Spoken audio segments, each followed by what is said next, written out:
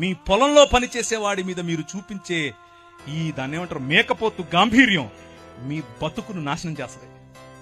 మీరు పనిచేసే చోట మీ సహ ఉద్యోగి పట్ల మీరు చూపించేటటువంటి అన్యాయం మీకు పట్టిన కొవ్వు కరిగిస్తుంది.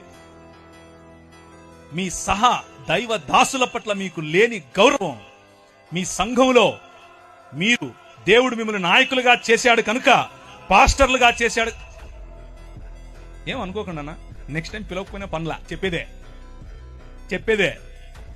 మీరు పాస్టర్లు అయినంత మాత్రాన సమాజంలో ఉన్న వారిని, సంఘంలోకి వచ్చే వారిని, వారి మీద అజమాయిషీ చేస్తే ఫరోకు పట్టిన గతే. ఎందుకంటే మన దేవుడు, ఆయన హృదయం ఎక్కడ నలిగిపోయే ప్రజలుంటారో, ఎక్కడ వేయబడిన ప్రజలుంటారో, ఎవరి పైనైతే మీరు ఇంకా ఎక్కువ భారం పెడతారో, అక్కడికి గద్ద తన పిల్లలను తన్నుకొని పోయినట్టు